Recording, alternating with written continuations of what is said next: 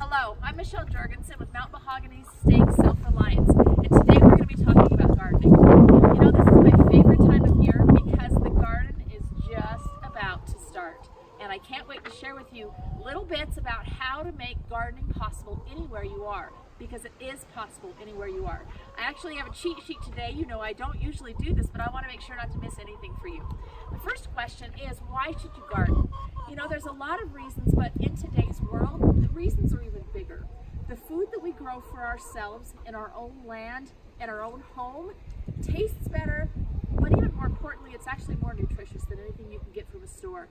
You also increase your self-reliance. If something were to happen and you now maybe lost a job or without work for a little while, any of these kinds of things, economic difficulties, the ability to grow your own food is absolutely imperative and such a fabulous self-reliance skill. So there's a lot of reasons to grow your own food. Let's talk a little bit about conventional gardening versus organic gardening and what that even means. Conventional gardening really means using artificial fertilizers in order to support the plant. Organic gardening means using nature's fertilizers to support the plant.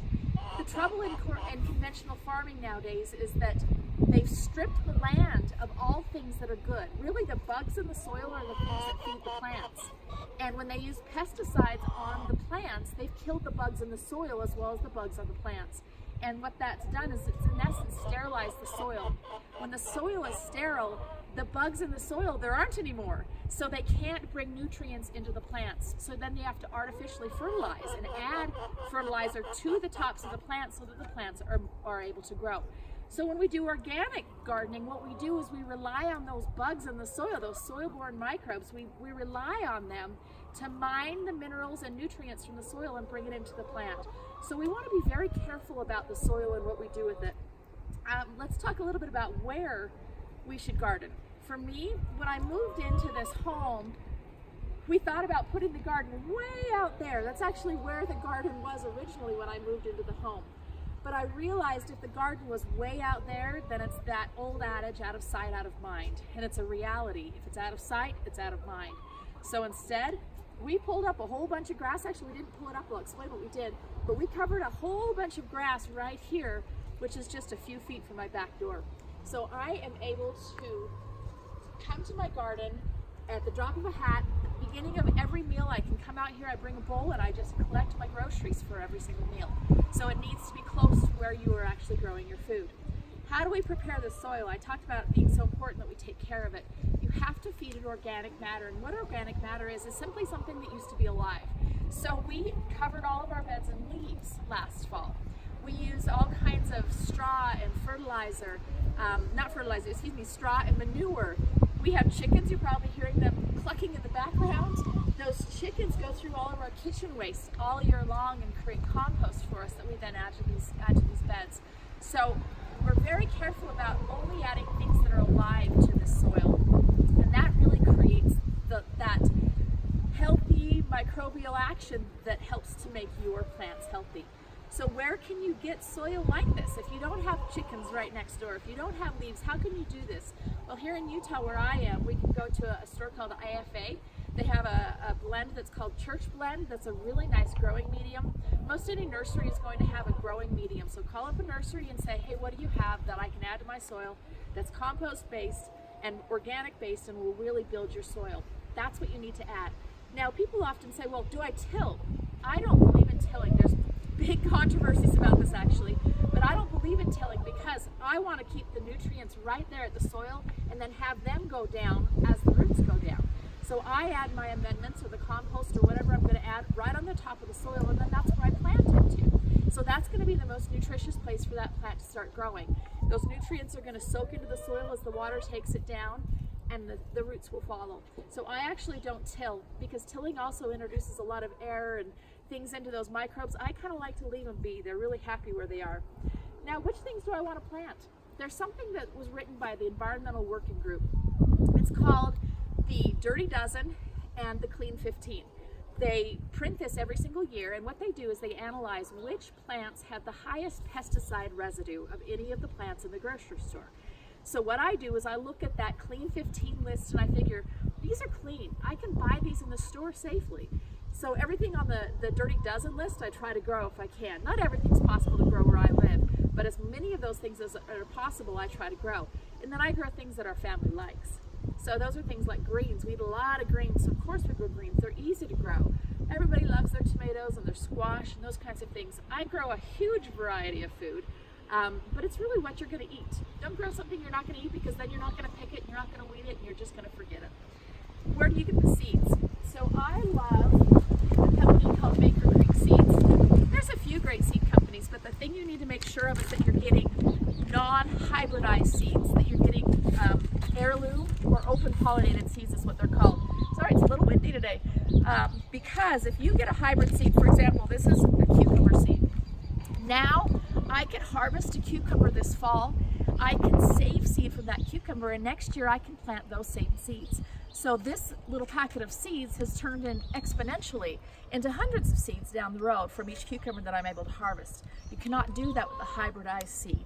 So that is the number one key about where to purchase seeds, is just make sure you're getting an heirloom or open pollinated variety. Like I said, I love these kind, but there's a lot of great ones. Where do you plant each one of them? The main key about planting is to first of all think about the size of the plant. So that's south in my yard, that's north in my yard. So anything I plant on the south side will shade anything behind it. So what I want to make sure of is that anything tall goes on the north side of my garden. That way everything to the south of it will stay in the sun. I also need to think a little bit about that. So I often will plant peas in between my tomato vines, because those tomato vines will shade the peas, and peas actually like that. So you have to think a little bit about your sun, the positioning, and what those plants need to grow. That's the position, and then you need to rotate them. There are some plants that are very big feeders from the soil, meaning they pull a lot of nutrients from the soil. There's other kinds of plants that actually give nutrients back to the soil. Peas and beans are great at returning nutrients to the soil. So after peas have been growing in a certain place, I'll put a heavy feeder like a tomato there the next year, because that soil is going to be more nourished. You never want to have heavy feeders in the same place year after year, because your soil will be depleted. So I typically have a 3-year rotation that I move things around in. When to plant? All right, I'm actually a little slow this year. I should have had my plants in a little earlier, but I've had a few other things going on. Typically, the early plants should go in long before frost ends. So for me, that's going to be late March, all the way through April. The things that will be killed by frost should not go in until frost ends. So for me, that's typically around Mother's Day, or even a couple of weeks later than that.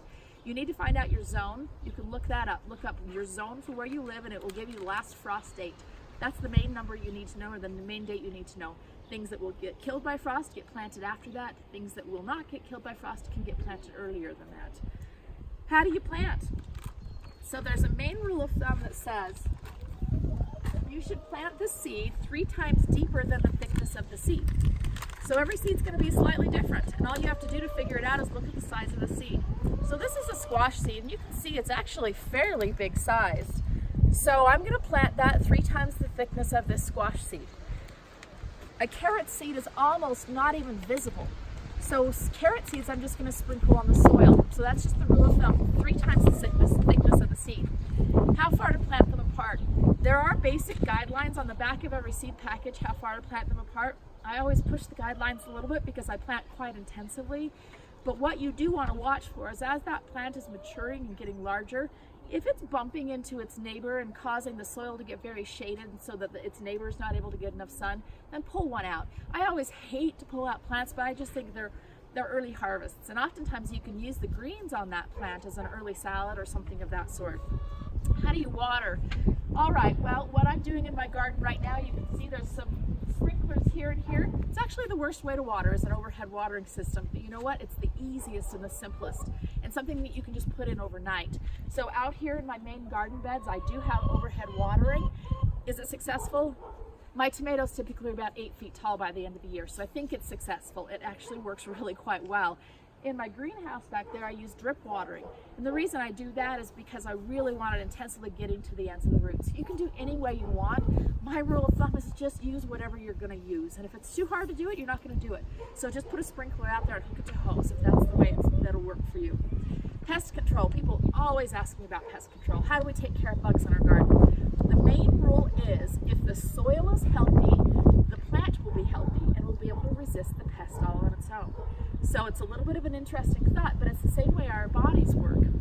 If we are strong and our immune system is healthy, then we're not going to get every flu bug or everything that comes along.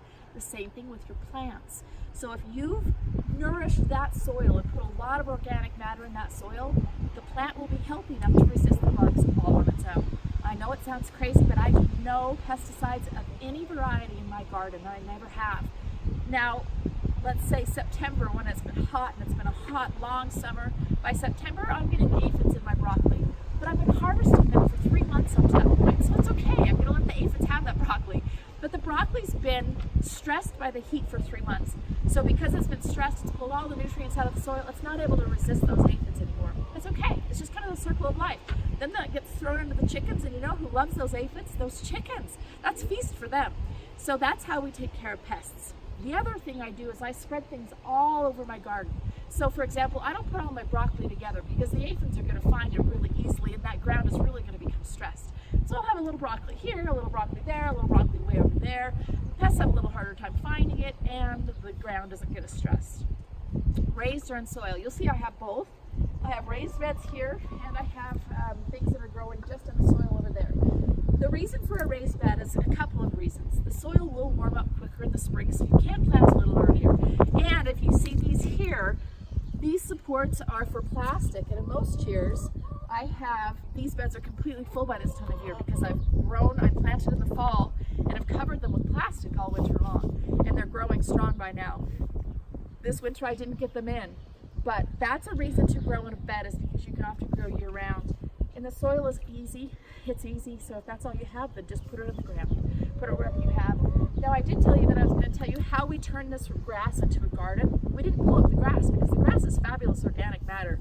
What we did is we covered it with layers. We covered it with a layer of cardboard, then a layer of organic matter, straw, hay, anything that we could salvage from anywhere. We then put manure on it, grass clippings, leaves, everything we could find, and we did that from the fall to the following spring.